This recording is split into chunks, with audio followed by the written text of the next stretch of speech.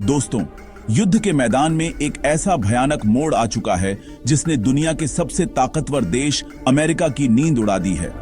जमीन और समंदर में तो तनाव चल ही रहा था, लेकिन अब लड़ाई अंतरिक्ष के उस काले अंधेरे में पहुंच चुकी है जहां किसी की आवाज नहीं सुनी जाती। एक तरफ अमेरिका अपने जंगी बेड़े फारस की खाड़ी में भेज रहा है, तो दूसरी तरफ चीन ने चुपचाप एक ऐसा ब्रह्मास्त्र तैयार कर लिया है जो बिना किसी धमाके के, बिना किसी शोर के अमेरिका की आंखों को हमेशा के लिए अंधा कर सकता है।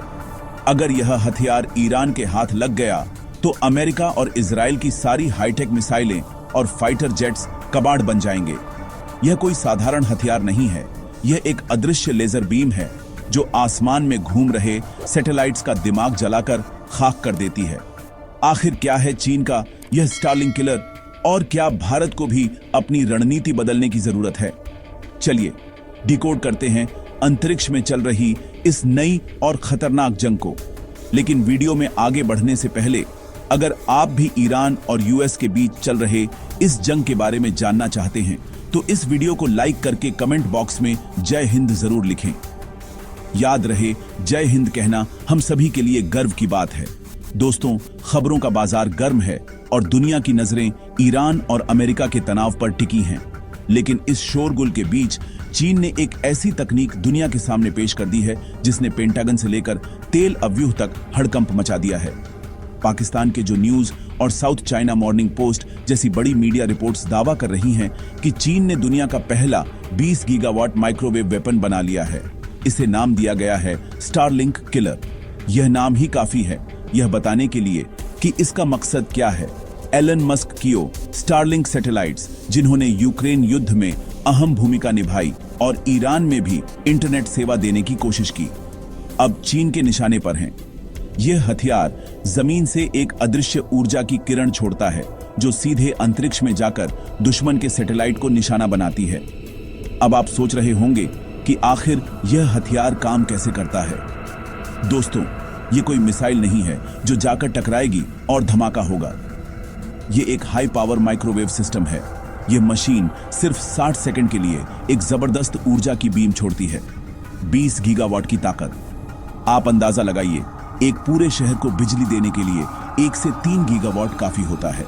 लेकिन यह हथियार एक झटके में 20 गीगावाट की ऊर्जा आसमान में फेंकता है। यह ऊर्जा सैटेलाइट के इलेक्ट्रॉनिक सर्किट्स, चिप्स और सेंसर्स को ओवरलोड कर देती है। नतीजा, सैटेलाइट का दिमाग यानी उसका सीपीयू और मेमोरी जलकर खाक हो जाता है। बाहर से सैटेलाइट बिल्कुल ठीक दिखेगा, लेकिन अंदर से वह एक मरे हुए डिब्बे के समान होगा। सोचिए, अगर यह तकनीक ईरान को मिल जाए तो क्या होगा। आज के दौर में सारा युद्ध सैटेलाइट्स के भरोसे लड़ा जाता है। अमेरिका और इजराइल की मिसाइलें, उनके ड्रोन्स, उनके फाइटर जेट्स और यहां तक कि उनके सैनिकों का कम्युनिकेशन, सब कुछ जीपीएस और सैटेलाइट्स पर निर्भर है। अगर सैटेलाइट्स ही अंधे हो जाएंगे तो उनकी मिसाइलें रास्ता भटक जाएंगी, उनके रडार काम करना बंद कर देंगे। यह मॉडर्न वॉरफेयर का सबसे बड़ा दुस्वप्न है। ईरान पहले भी चीन की मदद से स्टारलिंक डिवाइसेस को जाम करने की कोशिश कर चुका है, लेकिन अगर यह सैटेलाइट किलर तकनीक उसके हाथ लग गई तो वह अमेरिका के पूरे मिलिट्री नेटवर्क को अपाहिज बना सकता है। अमेरिका को पता भी नहीं चलेगा कि हमला किसने किया, क्योंकि सैटेलाइट तो अपनी जगह पर ही रहेगा, बस काम करना बंद कर देगा। चीन की इस तकनीक की सबसे खतरनाक बात यह है कि यह सॉफ्ट किल करती है। रूस और अमेरिका के पास जो एंटी सैटेलाइट मिसाइलें हैं वह काइनेटिक एनर्जी पर काम करती हैं, यानी मिसाइल जाकर सैटेलाइट से टकराती है और उसे तोड़ देती है। इससे अंतरिक्ष में हजारों टुकड़े फैल जाते हैं जो पूरी दुनिया के लिए खतरा बन जाते हैं और हमलावर देश पकड़ा जाता है। लेकिन चीन का यह माइक्रोवेव हथियार कोई मलबा नहीं फैलाता। यह चुपचाप अपना काम करता है। दुश्मन देश को लगेगा कि उनके सैटेलाइट में कोई तकनीकी खराबी आ गई है, जबकि असल में उसे चीन ने धरती से बैठे बैठे फ्राई कर दिया होगा। यह चीन की शातिर रणनीति है। सांप भी मर जाए और लाठी भी ना टूटे। अब सबसे बड़ा सवाल यह उठता है कि इस खतरनाक स्पेस रेस में हमारा भारत कहां खड़ा है।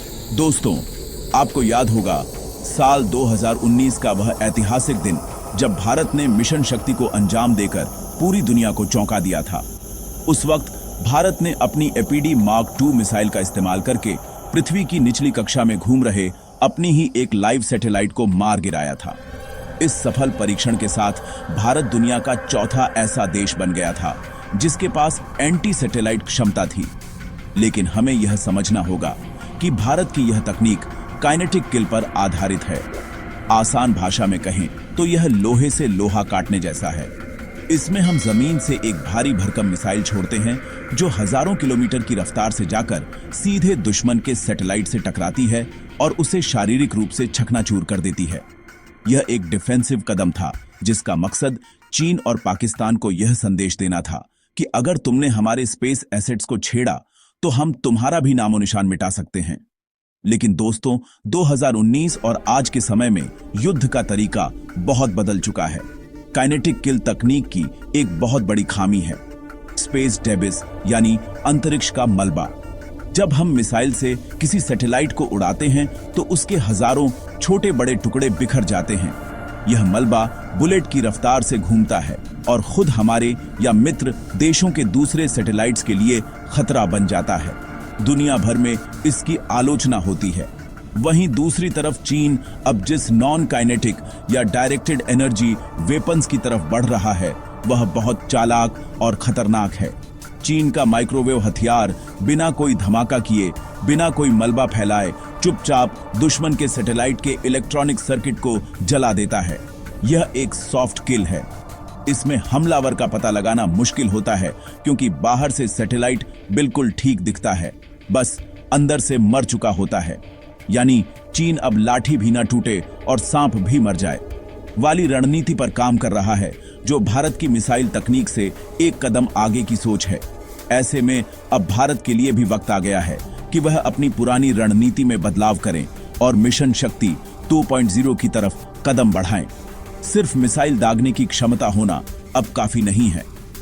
भारत के रक्षा अनुसंधान संगठन को अब directed energy, weapons, laser system और हाई पावर माइक्रोवेव तकनीकों पर अपना काम तेज करना होगा।